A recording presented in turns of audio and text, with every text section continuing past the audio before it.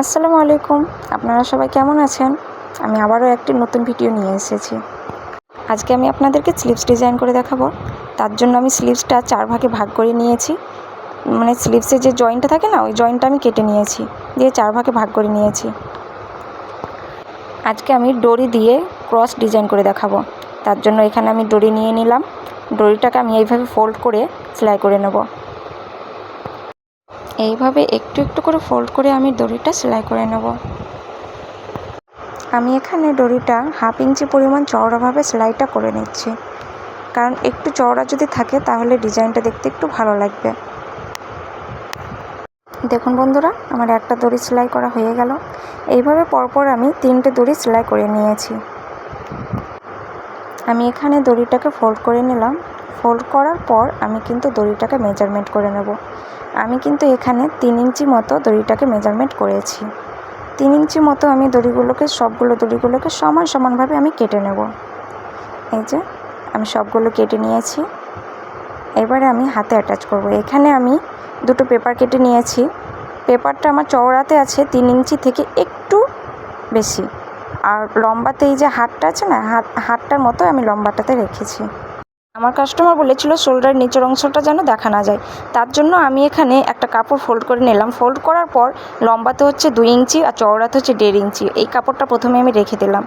এটা রাখার পর একটা একটা করে দড়িগুলো আমি কিন্তু এখানে বসিয়ে দেব। প্রথমে আমি একটা সিঙ্গেল দিলাম, তারপরে 2টো দিলাম। একটা উপর দিকে চলে যাবে দড়ি, আর একটা নিচের দিকে চলে যাবে।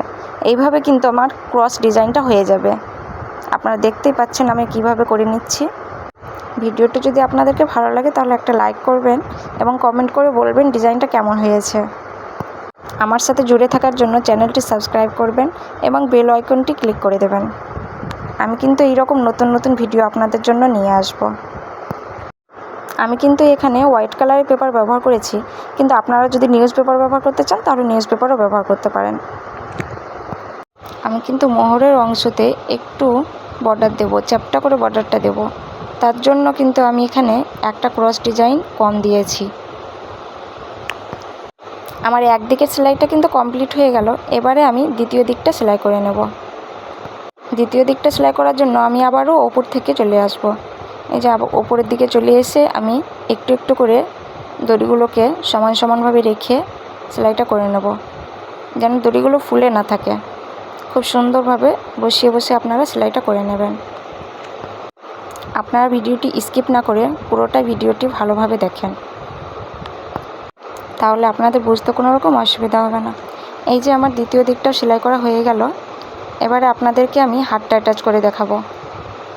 এই জন্য আমি প্রথমে এই কাপড়টাই রেখে দিলাম, এই দড়ির ডিজাইনটা। তারপরে আমি উপর দিকে এই হাতটা আমি দিয়ে দিলাম। এইভাবে আমি একটা সেলাই করে নিলাম। একদিকে সেলাই আমার হয়ে গেল। এবার এখানে আমি চাপ সেলাই দিয়ে দেব।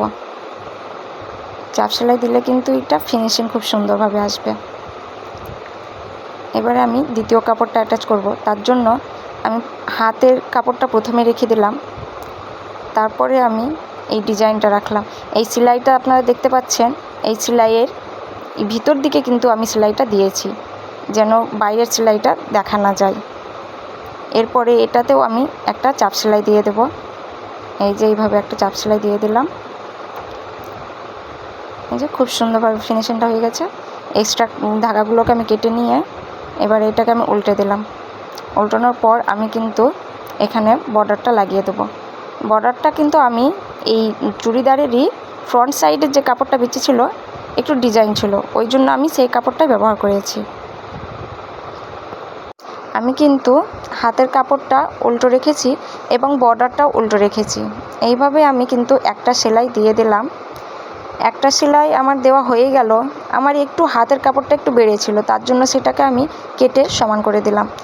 এই কাপড়টাকেও আমি কেটে দিলাম। এবারে আমি এই ধাগাটা কেটে আমি কিন্তু এইটাকে উল্টে দিলাম। এইটাকে উল্টানোর পর প্রথমে আমি এইখানটাতে একটা চাপ সেলাই দিয়ে দেবো। এই যে এইভাবে আমি একটা চাপ সেলাই দিয়ে দেবো। আপনারাও এইভাবে এটা খুব সুন্দরভাবে ফিনিশিং মতো চাপ সেলাইটা দিয়ে দেবেন।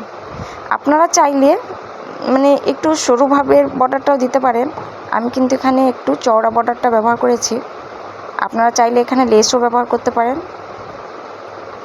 এই যে এইভাবে আমি বর্ডারটা লাগিয়ে দিলাম,